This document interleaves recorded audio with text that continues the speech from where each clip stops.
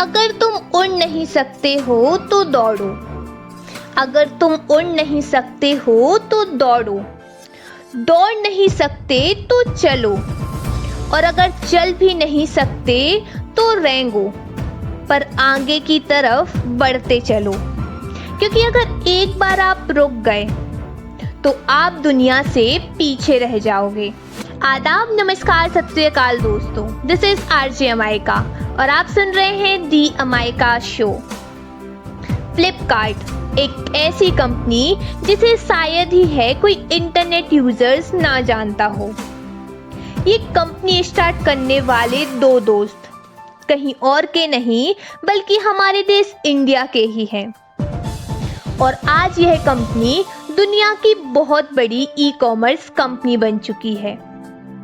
क्या होता है जब भी कोई नया बिजनेस शुरू होता है तो हमें इस बात का अंदाजा बहुत कम होता है कि बिजनेस आगे ग्रो करेगा भी या नहीं, पर फिर भी रिस्क लेना बहुत जरूरी है।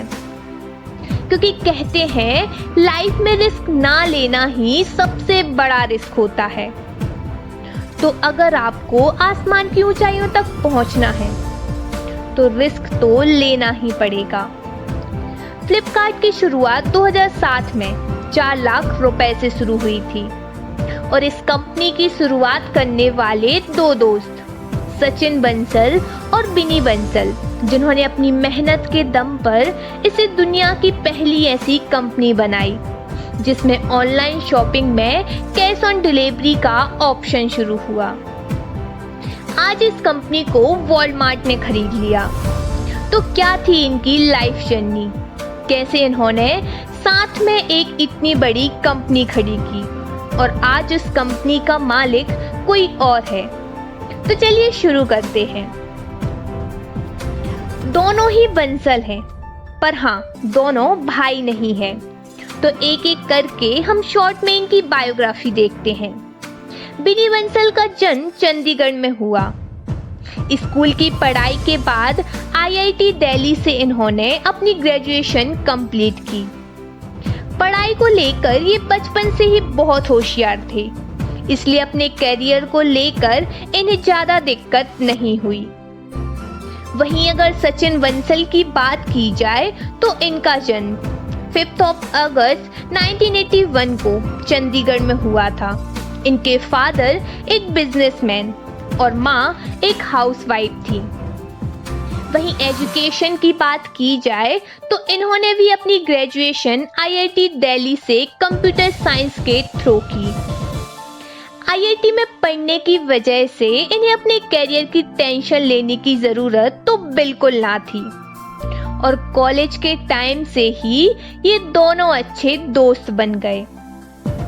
क्या था, इन दोनों के बैकग्राउंड एक जैसे थे, इसलिए दोनों एक दूसरे को बहुत अच्छे से समझते हैं।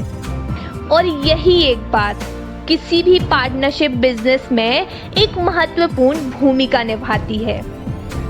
क्योंकि जब तक आप एक दूसरे के ओपिनियन, आइडियाज को समझोगे नहीं, तब तक आप आगे ग्रो नहीं कर सकते।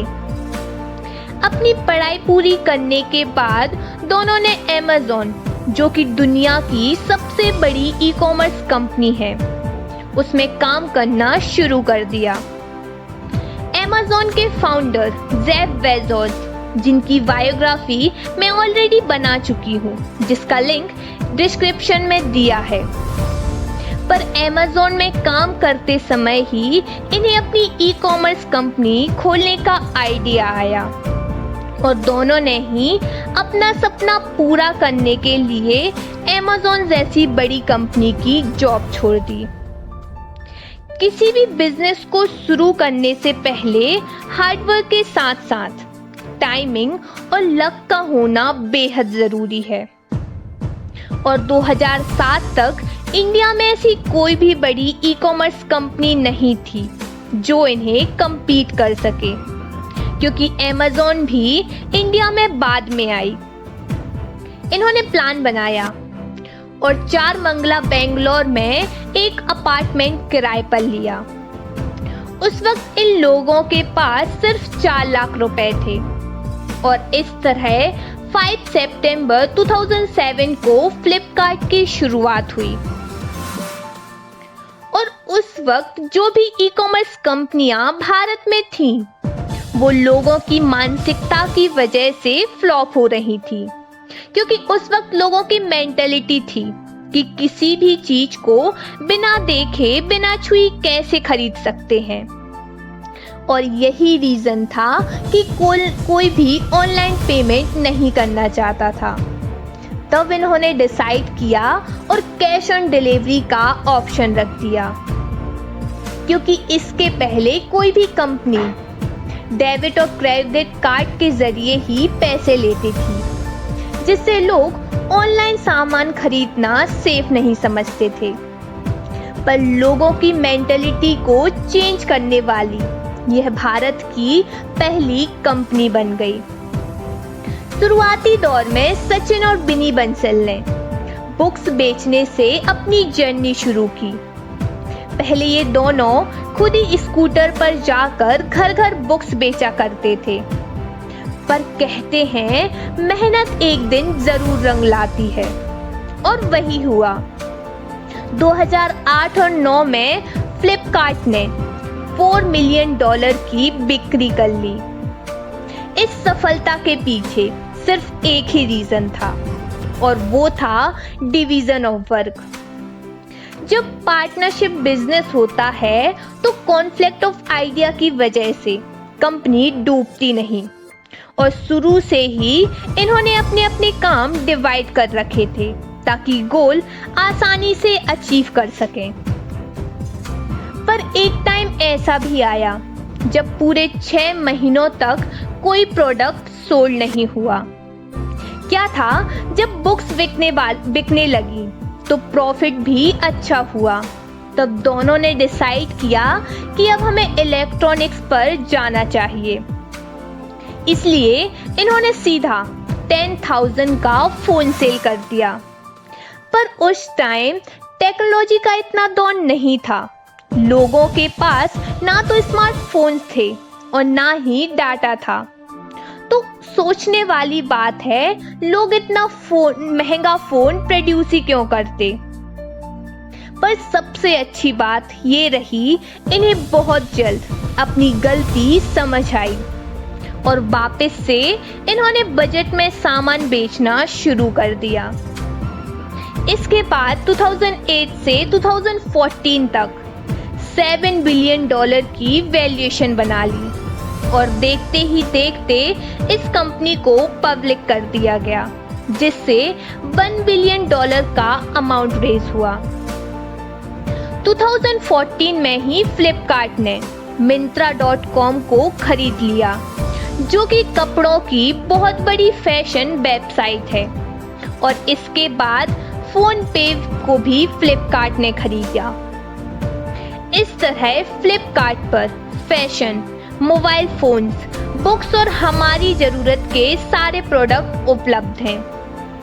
और 2016 में फ्लिपकार्ट की बिक्री $40 बिलियन तक पहुंच गई, और अब तक इस कंपनी में 17,000 से ज्यादा लोगों को रोजगार मिलने लगा। पर 2015-16 तक अमेज़न जैसी बड़ी कंपनियां भी भारत में आ गई थी। क्या होता है, जब कंपनी पब्लिक हो जाती है तो ओनरशिप सिर्फ आपके हाथ में नहीं रहती, और तभी सचिन बंसल को फील हुआ कि बोर्ड मीटिंग में मेरे डिसीजन की कोई वैल्यू नहीं है, जिसके चलते सचिन बंसल ने फ्लिपकार्ट को छोड़ दिया और अपना शेयर तकरीबन 6600 करोड़ लेकर ये कंपनी से बाहर हो गए।